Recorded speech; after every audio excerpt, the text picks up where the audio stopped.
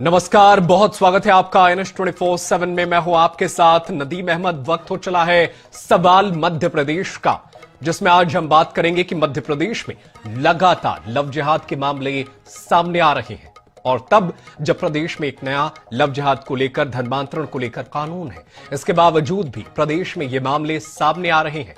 और वहीं दूसरी तरफ पुलिस भी कार्रवाई कर रही है, लेकिन मामले रुकने का नाम नहीं ले रहे हैं। इसलिए आज हमारे इस कार्यक्रम का नाम है लव जिहाद फिर फसाद।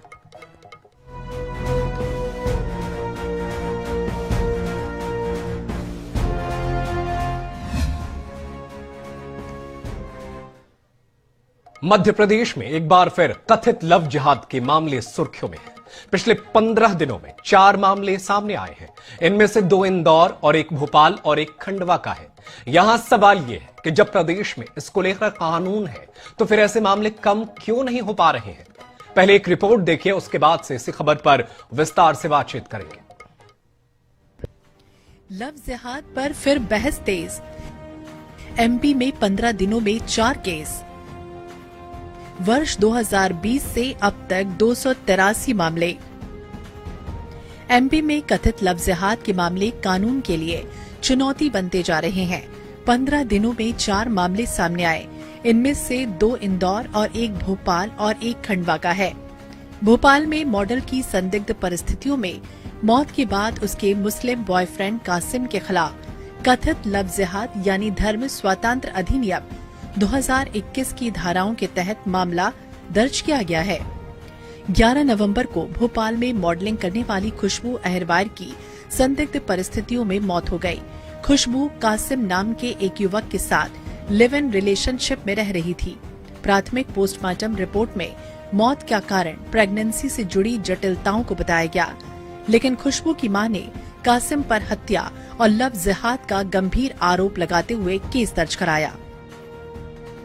तो हमने ऐसा निशान देखा तो हम देख के समझ गए, मेरी बहन थी ना, उससे नाखून भी लग जाए ना तो उसका कलर हमसे थोड़ा साफ था तो दिख जाता था। उसके इधर गले पर, इधर पीठ, कमर में, इधर पीछे, इधर क्या पता क्या निशान है, हरे लीले, और पीछे सिर पे ऐसे घूम पड़ रहे हैं उसके बड़े बड़े पूरे सूजे हुए ये हरे लीले हैं, जे गाल, जे कान वगैरह जे, और इधर उसके ज्यादा सूजन है। इधर उसे किसी ने मारा, क्या करा, कुछ भी करा, पर कुछ तो गलत किया उससे। वो अभी पुलिस अभिरक्षा में है, जिनसे पूछताछ की जा रही है, और जो परिजनों द्वारा जो भी आरोप लगाए गए हैं उस संबंध में जांच की जाएगी और जो भी वैधानिक कार्रवाई है वो की जाएगी। इसमें जो धर्म परिवर्तन और इसको जो भी लेके जो आरोप लगाए जा रहे हैं वो उस संबंध में पहले जो भी कथन है, जो भी साक्ष्य है, टेक्निकल नॉन टेक्निकल एविडेंस वगैरह एकत्रित किए जाएंगे। उसके बाद ही इस निष्कर्ष पे पहुंचा जा सकता है कि ऐसा कोई इन्वॉल्वमेंट। अब बात इंदौर की। लाल शर्ट में दिख रहा ये शख्स, जिसका नाम है हैप्पी पंजाबी उर्फ इरफान अली, राजस्थान की एक युवती ने 10 से 11 नवंबर को इसके खिलाफ रेप, ब्लैकमेलिंग, मारपीट और धर्म स्वातंत्र अधिनियम के तहत FIR दर्ज कराई। आरोपी इरफान अली देवास का कुख्यात अपराधी है, जिसे जिला बदर किया जा चुका है। एक अन्य घटना में इंदौर में बजरंग दल के कार्यकर्ताओं ने लव जिहाद के शक में शादाब नाम के एक जिम ट्रेनर की पिटाई कर दी और उसे पुलिस के हवाले कर दिया गया। हालांकि इस केस में युवती ने FIR कराने से इनकार कर दिया। खंडवा जिले के हरसूद में कथित लव जिहाद का मामला सामने आ चुका है। एक लड़की की मौत के बाद यहां माहौल तनावपूर्ण हो गया। प्राथमिक जांच में पता चला कि युवती की सगाई होने के बाद ही अरबाज उसे प्रताड़ित कर रहा था। लड़की से शादी करके धर्म परिवर्तन का दबाव भी बना रहा था। लव जिहाद के मामलों को लेकर खास बात यह है कि इन्हें लेकर जितना राजनीतिक और सामाजिक बवाल मचता है, कानून की चौखट पर इनके पहुंचते ही कहानी बदल जाती है। पिछले 5 साल के आंकड़े देखें तो 90% मामलों में आरोपी बरी हो जाते हैं। जनवरी 2020 से 15 जुलाई 2025 तक 283 मामले दर्ज हुए। लव जिहाद के सबसे ज्यादा 74 मामले इंदौर और भोपाल में 33 मामले दर्ज हुए। इसके बाद खंडवा और उज्जैन में 12-12 और छतरपुर में 11 मामले दर्ज किए गए। 283 मामलों में से 197 मामले अभी भी अदालतों में लंबित हैं। केवल 86 मामलों में ही पुलिस ने जांच पूरा कर फैसला सुनाया है। इनमें से 50 मामलों में आरोपी बरी हो गए, सजा सिर्फ 7 मामलों में हुई। बाकी मामले या तो खारिज हो गए या उनमें समझौता हो गया। Bureau report INH 24/7। तो लव जिहाद के मामले लगातार बढ़ते जा रहे हैं और मध्य प्रदेश में जिस तरीके से मॉडल के साथ लव जिहाद का मामला सामने आया, उसके बाद सब सवाल उठने लगे हैं कि आखिर इन पूरे मामलों में कार्रवाई क्यों नहीं हो रही है। अगर हो रही है तो फिर ये मामले क्यों बढ़ रहे हैं।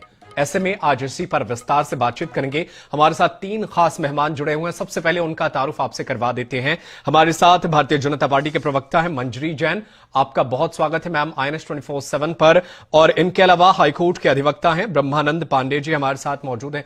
बहुत शुक्रिया सर हमारे साथ जुड़ने के लिए और इस बेहद अहम मुद्दे पर बातचीत करने के लिए। इसके अलावा मुस्लिम स्कॉलर शोएब सिद्दीकी हमारे साथ मौजूद हैं, वो भी इस अहम मुद्दे पर अपना पक्ष रखेंगे। तो आप तीनों का बहुत स्वागत है। और सबसे पहले शुरुआत हम मंजरी जैन जी से करना चाहते हैं। मंजरी जैन जी, आप भी तमाम चीजों को सुन रही थी, हमारे इस स्पेशल पैकेज को, जिसमें किस तरीके से पता चल रहा है कि लव जिहाद के लिए कानून तो बनाया आपने, लेकिन 90% मामलों में आरोपी बरी हो जा रहे हैं। इसके अलावा कानूनी कार्रवाई होती है, सभी लोग निकल के भाग जाते हैं। तो चीजें कैसे चल रही हैं? आप कहते हैं कि हम इसे होने नहीं देंगे, हो भी रहा है। देखिए, मध्य प्रदेश में जो मेरी जानकारी है 283 मामले जो हैं वो अभी न्यायालय में चल रहे हैं, जिसमें से 71 मामले जो हैं वो उसमें नाबालिग बच्चियों के हैं। बात यह है कि 283 में से मैडम 283 में से मात्र 7 में सजा हो पाई है अभी तक। 50 मामले में तो समझौते करा लिए गए। आपने सुना नहीं अभी? देखिए, सरकार जो है वो कानून बनाती है, उसका पालन करवाती है, लेकिन सजा देना न्यायालय का काम है, तो वो उनके अधीन आता है। इसमें सरकार या आप या हम कुछ कर नहीं सकते ना। न्यायालय इस पर डिसीजन लेता है सबूत और बयान के आधार पर, ये तो आप भी समझते हैं। लेकिन अगर कार्रवाई नजीर बनती तो शायद उस पर रोक लग सकती थी। किसी केस में ऐसी सजा हो जो बाकी लोगों के लिए एक लगे कि हाँ बहुत तेजी से बहुत कठोर सजा हुई है, ये करना ठीक नहीं है, तब ना। देखिए, सरकार, मध्य प्रदेश की सरकार जो है वो 2021 में धार्मिक स्वतंत्रता अधिनियम एक्ट जो लेकर आई थी, उसके तहत सारी कार्रवाई हो रही है। और देखिए, जिस तरह से ये लव जिहाद के जो मामले हो रहे हैं या हमें समझ में आ रहे हैं, तो कहीं ना कहीं ये सरकार की ही सजगता है, भारतीय जनता पार्टी की सजगता है। पहले तो लोग इसको मानने ही तैयार नहीं थे कि ये लव जिहाद है। जब हमने इसके खिलाफ आवाज उठाई, जब हम सरकार में भी नहीं थे, हम तब से लगातार लव सरकार में के नहीं खिलाफ थे? बात कर रहे थे पिछले 20-22 सालों से जब तो हम आप ही सरकार में। मतलब पिछले नदीम जी नाम है ना आपका? जी नदीम जी, मैं 20 और 22 साल की बात नहीं कर रही हूँ। ये सदियों से चल रहा था, धर्मांतरण का खेल, लव जिहाद का मामला सदियों से चल रहा है। तो इसके लिए हम लगातार काम कर रहे थे। जब हमारी सरकार आई तो हमने इसको पहचाना और लोगों को जागरूक किया। स्कूलों में, कॉलेजों में, हर जगह जाकर लोगों को जागरूक किए, तब लोगों को समझ में आया। लोग तो शिकायत ही नहीं करना चाहते थे। कांग्रेस के जमाने में तो जंगल राज चलता था, वो तो इसको आज भी प्रेम प्रसंग कहते हैं, मोहब्बत का नाम देते हैं। तो ये जब इसकी पहचान हुई तो इसमें एक बहुत बड़ा जो हमारे अनुषंगिक संगठन है और भारतीय जनता पार्टी, हम सब लोगों ने मिलकर लोगों को जागरूकता लेकर आए, इसको उजागर किया कि ऐसे ऐसे लव जिहाद होता है। तो लोगों में ये समझ में आया कि हाँ लव जिहाद हो रहा है। फिर जब हम तो लव जिहाद हो रहा है तो अदालत में सबूत पेश करना आपके सरकार के पुलिस वालों का काम है ना। जैसे अदालत में पुलिस वाले सबूत लाएंगे उसी के अनुसार ना कोर्ट सजा सुनाएगी या कोर्ट जाएगी सबूत ढूंढने। इसका जवाब दे दीजिए आप ही। नदीम जी, अभी तो न्यायालय में चल रहे हैं ना केस, अभी तो विचाराधीन है। अभी 50 से ज्यादा तो बरी हो जा रहे हैं, समझौता हो जा रहा है। 15 दिन में 4-4 मामले सामने आ रहे हैं मैडम, फिर भी कह रही हैं कि जागरूकता काम कर रहा है। बताइए ना, इंदौर में 2 केस आए हैं, एक भोपाल में आया है, एक खंडवा में आया है पिछले 15 ही दिनों में। अगर जागरूकता की बात कर रही हूँ तो इसीलिए तो कर रही हूँ, लोगों को हमने जगाया कि भाई ऐसे ऐसे केस हो रहे हैं।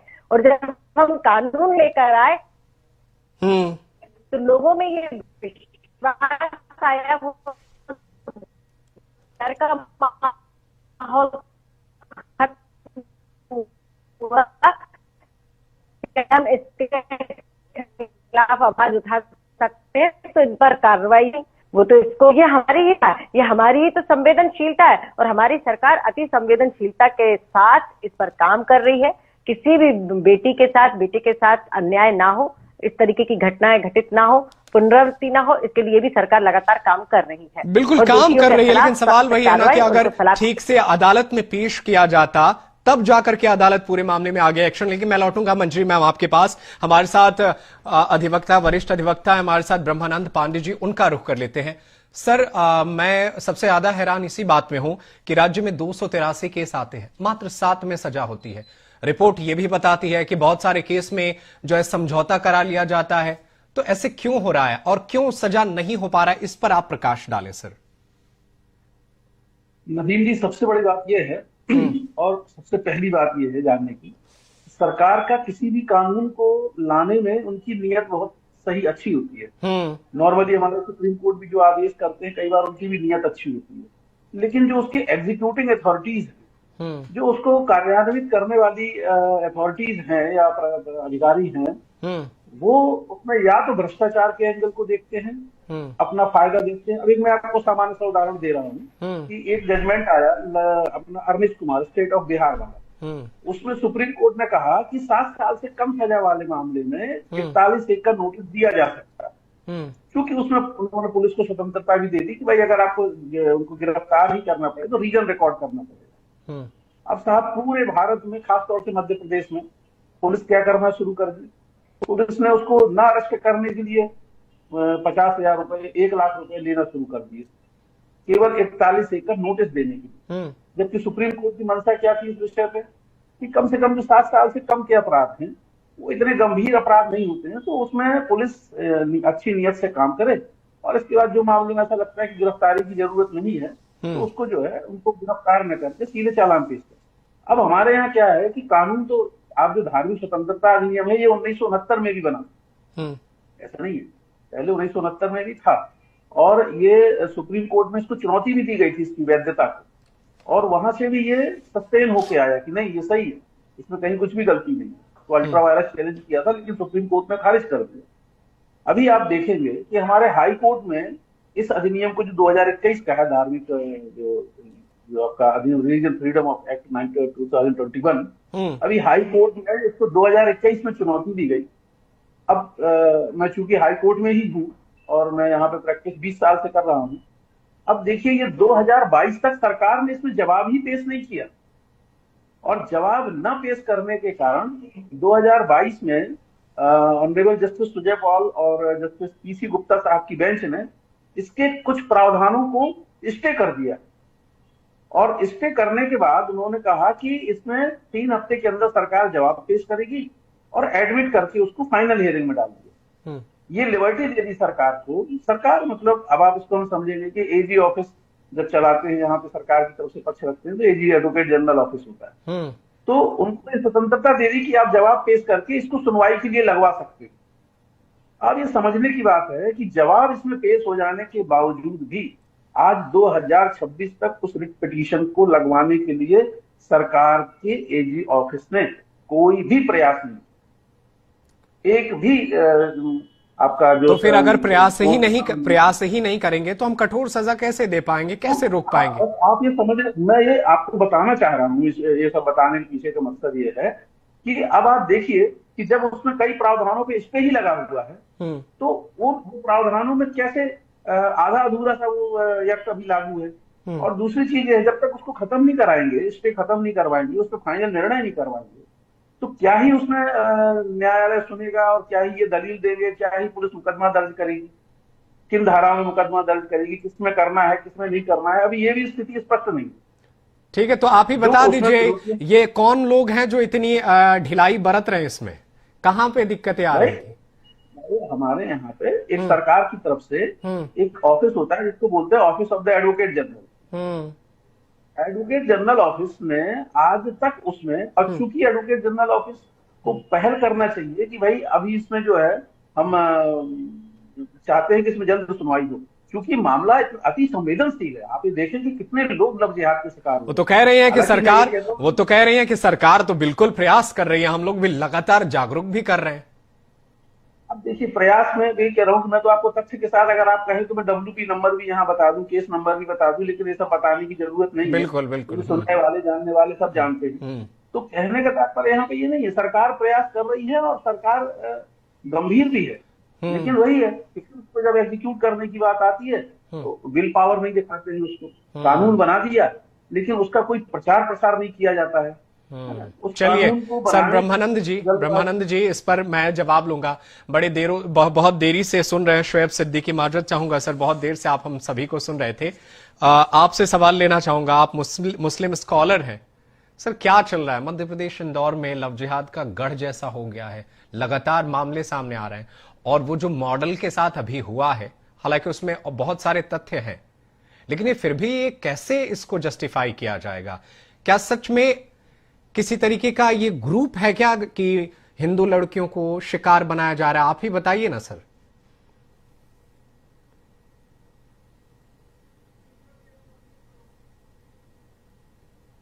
सर आप म्यूट हैं, अनम्यूट करिए सर, आपकी आवाज जो है ना नहीं आ रही है। जी आवाज आई सर मेरी? बिल्कुल बिल्कुल आवाज आई नदीम भाई? बिल्कुल नदीम भाई, मैं एक शेर से अपनी बात शुरू करूंगा कि हम आ भी करते हैं तो हो जाते हैं बदनाम, वो कत्ल भी करते हैं तो चर्चा नहीं होता। अभी हमारी बड़ी बहन जैन बैठी हैं, उन्होंने बहुत ही तरीके से अपनी सरकार का डिफेंस किया। आप बताइए मध्य प्रदेश में सरकार किसकी है? अगर किसी और की पार्टी इसमें होती तो जाहिर सी बात है जैन जी बहुत तगड़े रुख से जवाब देती और कहती वो सरकार को बर्खास्त कर दिए, इस्तीफा दे दिए। लेकिन आप बताइए मध्य प्रदेश में मैं समझता हूं 20 साल का आसपास सरकार वहां पे आपकी है, और आपकी डिफेंस जो है, जो पुलिस डिफेंस करती है, उस कहीं ना कहीं लज्जा पैरवी होती है। आप बताइए अगर लव जिहाद चल रहा, मैंने हमेशा लव जिहाद के खिलाफ बात करी, हमेशा की, और मैंने हमेशा एक बात सर नदीम भाई कही कि मुल्क जो है संविधान से चलता है, संविधान के खिलाफ चाहे शोएब सिद्दीकी जाए, चाहे नदीम भाई जाए, चाहे जैन जी जाए, उनको बख्शा नहीं जाएगा, लेकिन निष्पक्ष जांच होनी चाहिए। आप बताइए कुछ मामले तो मंदिराम पर यहां तो नदीम भाई आए हैं कि लड़की ने FIR कराने से बचने की कोशिश करी, तो आखिर वो लड़की ने FIR लड़के के खिलाफ ना करने की वजह क्या पूछी गई? किसी पुलिस ने पूछा कि आखिर तुम इसके पीछे FIR क्यों नहीं कराई, लड़के तुम ऐसा किया? तो इसमें कहीं ना कहीं पर्देफाश होते हैं। आप देखिएगा कि कोई ना कोई मामले सामने ऐसे आएंगे और उसके पसे पर्दा कई लोग बात होते हैं। अब कुछ मुल्क, आप बताइए कुछ लोग यहाँ पे हिंदुस्तान में ऐसे होते हैं जो गंगा जमनी तहजीब को मिटाने की कोशिश करते हैं। नदीम भाई, मैं फख्र से कह रहा हूं सर, नदीम भाई मैं अक्सर ये बात कहता था हमेशा। आप ठीक है, गंगा जमुनी तहजीब की आप बात करते हैं, बहुत अच्छी बात है, गंगा जमुनी तहजीब की बात होनी चाहिए, लेकिन अगर कोई मुस्लिम युवक जो है किसी हिंदू लड़की से प्रेम करता है तो उसे 2 साल के बाद मर्डर कर देता है, उसे फेंक देता है, उसका अबॉर्शन करवा के कहता है गौ मांस खाओ, ये क्या ठीक है? ये गंगा जमुनी तहजीब का तरीका है? कम से कम ये तो सामाजिक तौर पे नहीं होना चाहिए था ना? देखिए नदीम भाई, बिल्कुल गलत हुआ है जिस लड़के ने किया है, मैं उसके खिलाफ हूं, मैं आपके साथ हूं, सख्त सख्त कार्रवाई होनी चाहिए। लेकिन नदीम भाई यहाँ पे ये बात देखिए कि कार्रवाई में ढिलाई क्यों हो रही है? आप बताइए, ये लड़की लड़के मोहब्बत करते हैं तो एक ही दिन में तो मोहब्बत हुई नहीं, एक ही दिन में तो कत्ल हुआ नहीं, जाहिर सी बात कुछ ना कुछ अरसा हुआ होगा, साल 2 साल 2-3 महीने, तो इसके पीछे वालिदैन की कमियां रही होंगी कि लड़की को आपने फ्री छोड़ दिया किसी समुदाय को। देखिए मैं नाम नहीं ले रहा हूं, मैंने हमेशा नदीम भाई एक बात कही, मैं कहना चाह रहा हूं, सुन ले जरूर आप। जैसे मैं अक्सर कहता हूं कि 70 पढ़ो मेरा हिंदू भाई मदार पे जाता है, आजकल आपका भाई जो है अजमेर शरीफ में ख्वाजा गरीब नवाज के वहां आया हुआ हूं, और तो मैं अजमेर शरीफ में ख्वाजा गरीब नवाज के पास ही हूं, वहां मैंने 90% हिंदू भाइयों को देखा जो आए अपनी मुरादें मांग रहे हैं और उनकी मुरादें पूरी हो रही हैं, और हम आप जो है सियासी रूप में कहते हैं हिंदू मुस्लिम अलग हो गए, तो ऐसा नहीं होना चाहिए। यहाँ पे बात सिर्फ ये आ रही है नदीम भाई कि आखिर जो लड़के ने किया उसके पीछे इतना लंबा अरसा कैसे बीत गया? कहीं ना कहीं गवर्नमेंट की लचर पैरवी रही या प्रशासन की लचर पैरवी रही, तो इसके पीछे ऐसे मामले होने चाहिए।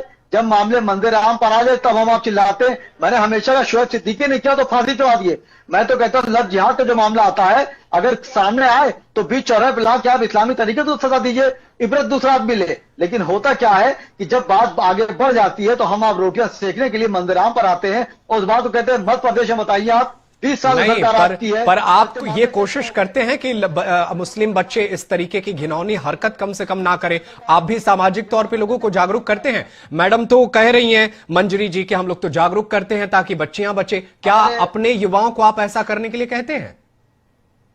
देखिए जागरूक फिर मैं आप नदीम भाई देखिए आप भी डिफेंस वाली बात करने लगे। मैं डिफेंस की बात नहीं कह रहा हूं, मैं डिफेंस की, देखिए कानून, देखिए सुनिए शोएब जी, कानून है, कहते हैं कि चोरी नहीं करना चाहिए, लेकिन हम अपने घर में बच्चों को कहते हैं ना कि चोरी करना पाप है, गलत चीज है। तो क्या उसी तरीके से क्या मुस्लिम समाज अपने युवाओं को कहता है कि हिंदू लड़कियों की असमत से ना खेले, उनकी इज्जत करे? समझाना तो चाहिए ना कि कम से कम ये चीजें तो नौबत ना आए। कहता है, बिल्कुल कहता है, देखिए बिल्कुल कहता है और कहना चाहिए, चाहे वो लड़की हिंदू हो या मुसलमान हो, लड़का हिंदू या मुसलमान हो, अगर इस तरह के मामले होते हैं तो बिल्कुल गलत है, ये सरासर गलत है। और मैं ये एक बात नदीम भाई कहना चाहता हूँ कि अगर शोएब सिद्दीकी ने गलती करी है तो आप पूरे समुदाय को खतवा नहीं करा सकते। ठीक है, आप शोएब जी बने रहे हमारे साथ। मंजरी जी, मैं आपसे आखिरी सवाल लेना चाहता हूं। देखिए बहुत सारी बात जो है वरिष्ठ अधिवक्ता ब्रह्मानंद पांडे ने कही थी कि बहुत सारी कमियां है जो अभी कानून में दुरुस्त करना बाकी है, लेकिन मैं जानना चाहता हूं कि अगर जागरूकता ही एक ठोस कार्रवाई है तो हम कानून को क्यों बना रहे थे, उसे मजबूत क्यों नहीं कर रहे हैं ताकि ये चीज ना आए और एक ऐसा नजीर तो फैसला दे, कम से कम अगर 10 साल सजा है तो 10 साल उसे सड़ने तो दे जेल में, ताकि दोबारा कोई ऐसा ना करे। सिर्फ कहेंगे जागरूकता कर रहे हैं तो इससे काम हो जाएगा? नहीं, देखिए नदीम जी, हम सबको मिलकर इसके लिए काम करना पड़ेगा, क्योंकि ये सामाजिक बुराई है और हमारे देश की हिंदू बच्चियों की अस्मिता के साथ खिलवाड़ होता है। तो निश्चित तौर पर हम सबको आगे होकर काम करना चाहिए। और जो मुस्लिम स्कॉलर जी जो कह रहे हैं और जो आपने उनसे प्रश्न पूछा, मैं वही पूछने वाली थी कि भाई आपने अपने समाज में संस्कार देने के लिए, युवा बच्चों को संस्कार देने के लिए कौन सी पहल की, या आपके जब बच्चे पकड़ाए हैं लद जिहाद में तो आपने उनको क्या सामाजिक रूप से बहिष्कार किया? क्या आपने ऐसा कुछ नहीं कहा। आपसे चैनल पर आकर भाई लूटने के लिए अगर आप पॉजिटिव बात कर रहे हैं तो ये तो गलत ही है। दूसरा, नहीं, किसी को सिर्फ पॉजिटिव बातें करने से नहीं हो जाती है मैडम, कि कोई भी पक्ष हो सिर्फ पॉजिटिव बातें ना करे, जैसे जिम्मेदारी मिली है उसे कानून कम से कम ठीक ढंग से बनाए।